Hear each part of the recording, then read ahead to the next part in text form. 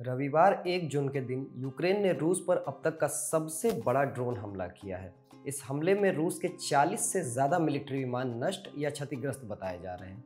Ukraine ने रूस के 4 प्रमुख सैन्य हवाई अड्डों को निशाना बनाया है, जिसमें ये रूसी लड़ाकू विमान भी नष्ट हो गए। हमले के बाद इन एयरबेसेस से भारी धुआं उठता दिखाई दिया। इस हमले को ऑपरेशन स्पाइडर वेब का नाम दिया गया था और इसे अंजाम देने के लिए यूक्रेन ने 18 महीने की योजना बनाई थी। यूक्रेन की सुरक्षा एजेंसी एसबीयू के मुताबिक इस ऑपरेशन में 117 छोटे FPV यानी फर्स्ट पर्सन व्यू ड्रोन का इस्तेमाल किया गया। इन्हें विस्फोटकों से लैस कर लकड़ी की झोपड़ियों की छतों पर छुपाया गया था।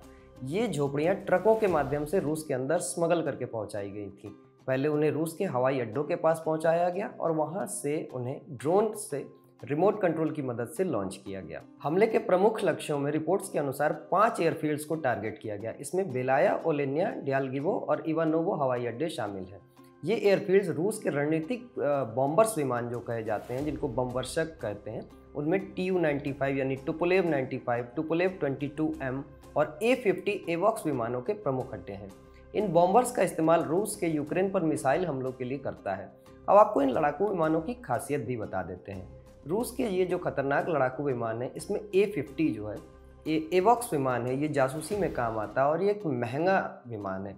रूस के पास ऐसे 10 से भी कम जहाज हैं। एक A-50 की अनुमानित कीमत लगभग $350 मिलियन यानी 2,994 करोड़ रुपए है। टुपोलेव 95 ये सोवियत यूनियन के समय, जब सोवियत का दौर चल रहा था, उस समय 1952 में पहली बार इसे उड़ाया गया।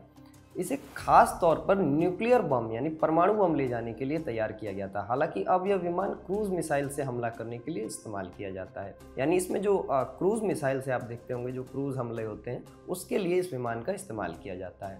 इनमें जेट इंजन की जगह टर्बो प्रॉप इंजन लगे होते हैं। कोल्ड वॉर के समय ये बीच में बिना रिफ्यूल के अमेरिका तक उड़ान भरने में सक्षम थे। अगला विमान है टुपोलेव 22 या Tu-22। ये एक हाई स्पीड प्लेन है। इसका इस्तेमाल खास मिसाइलों को कैरी करने के लिए किया जाता है। यह प्लेन करीब 4000 किलोमीटर प्रति घंटे की रफ्तार से उड़ सकता है, यानी रफ्तार में ये विमान काफ़ी तेज़ है। जब तक कि वे अमेरिका के पैट्रियट डिफेंस सिस्टम, इटली या फ्रांस में बने SAM-T डिफेंस सिस्टम का इस्तेमाल न करें। अगला विमान है टुपोलेव 160 या Tu-160। ये दुनिया का सबसे बड़ा बॉम्बर विमान है। इसे 1987 में पहली बार सर्विस में शामिल किया गया। यह आज भी रूस की वायुसेना का सबसे खतरनाक विमान माना जाता है। यह एक साथ कई शक्तिशाली मिसाइलें ले जाने में सक्षम है। रॉयटर्स की खबर के मुताबिक इस घटना के बाद यूक्रेनी अधिकारियों ने दावा किया कि इस हमले में रूस के 34% रणनीतिक क्रूज मिसाइल ले जाने वाले विमानों को भारी नुकसान पहुंचा है। इससे रूस को लगभग $7 अरब का नुकसान होने का अनुमान है। यूक्रेन के राष्ट्रपति वोलोदिमीर ज़ेलेंस्की ने इस ऑपरेशन को एक शानदार और स्वतंत्र रूप से बड़ी सफलता बताया। उन्होंने कहा है कि यह हमला रूस की आक्रामकता के खिलाफ यूक्रेन की जो दृढ़ता है, उसको दर्शाता है। Бажаю здоров'я, шановні українці, українки. Щойно була доповідь голови Служби безпеки України Василя Малюка. Блискуча операція проведена.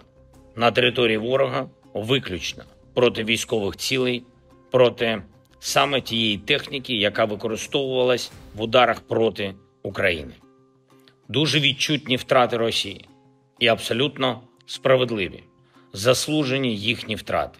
यूक्रेन का रूस पर यह हमला ऐसे समय में हुआ जब इस्तांबुल में दोनों देशों के बीच एक संभावित शांति वार्ता की तैयारी चल रही है। यूक्रेन ने वार्ता के लिए पूर्ण युद्ध विराम यानी कंप्लीट सीजफायर, सभी बच्चों की वापसी और अंतर्राष्ट्रीय सुरक्षा गारंटी की मांग की है, जबकि रूस अपनी वही पुरानी मांगें दोबारा से दोहरा रहा है, जिसमें प्रमुख रूप से नेटो से संबंधित उसकी शर्तें शामिल हैं।